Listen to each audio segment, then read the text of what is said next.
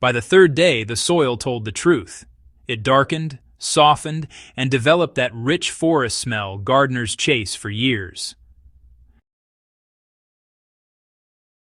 At Nature's Blueprint, we care about systems that last. This is one of them. Why Amish gardens never collapse.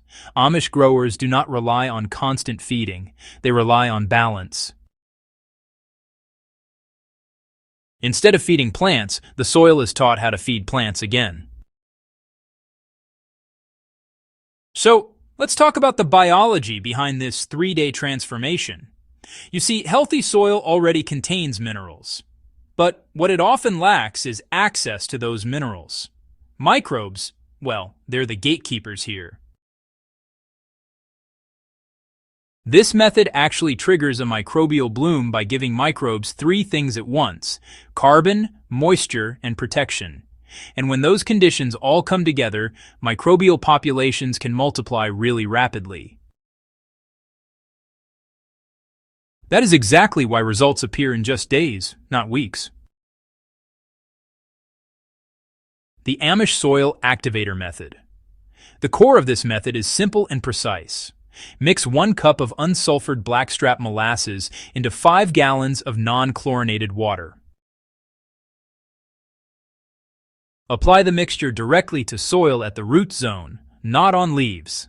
5 gallons treats approximately 100 square feet or 4 large containers. Water the soil lightly beforehand so it is moist but not saturated. Within 24 hours, microbes begin multiplying. By day 3, soil biology is fully active. Why this works without fertilizer. Molasses does not feed plants, it feeds microbes. Plants then pull nutrients as needed through root exchange. This eliminates nutrient spikes and deficiencies. Growth becomes steady instead of explosive and weak. Plants develop deeper roots, thicker stems, and better resistance to stress. So, microbes need housing. Without it, they just burn through sugars and, well, disappear.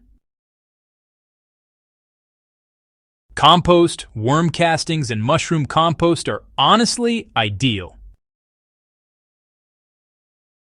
Even a thin layer mixed into the topsoil is enough, really. Organic matter acts like a microbial apartment complex. It stabilizes populations and prevents crashes.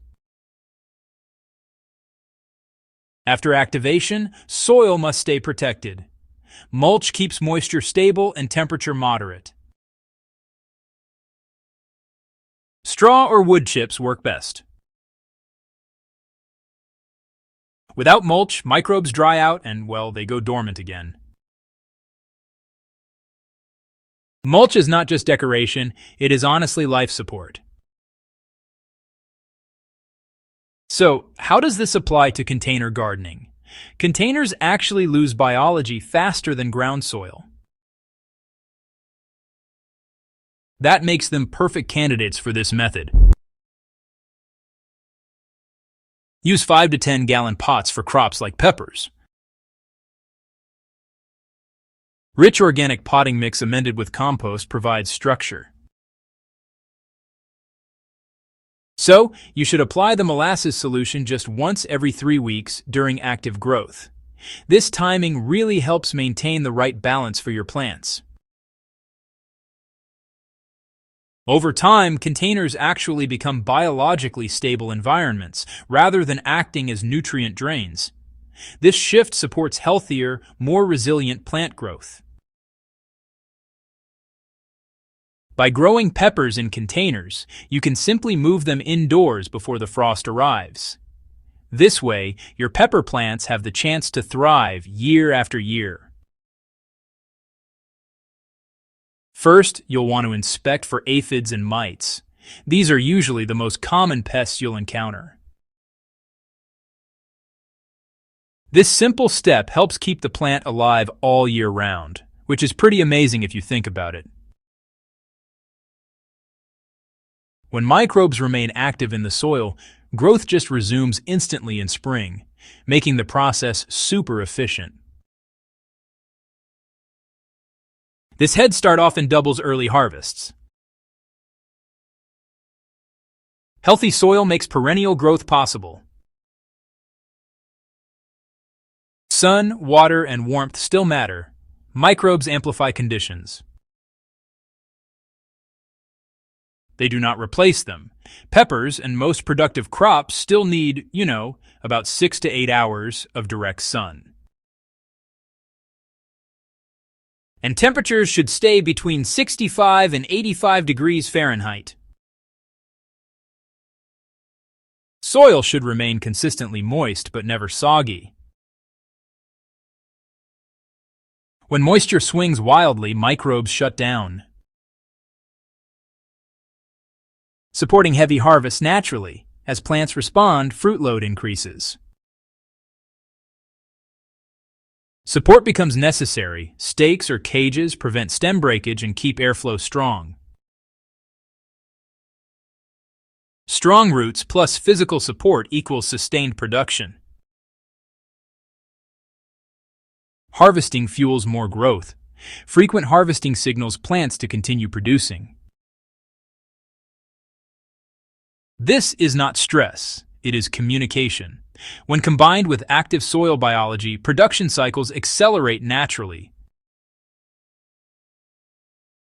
For harvested peppers, placing them in a paper bag speeds color change by concentrating ethylene gas. This does not affect plant health and allows harvest timing flexibility. Why this becomes fertilizer-free? Once microbes establish, ongoing feeding is minimal. Root exudates supply sugars. Organic matter decomposes slowly. Minerals cycle naturally. The system becomes self-sustaining. This is how soils fed entire communities long before modern inputs existed. Long-term soil resilience. Repeated chemical feeding weakens soil over time. This method strengthens it.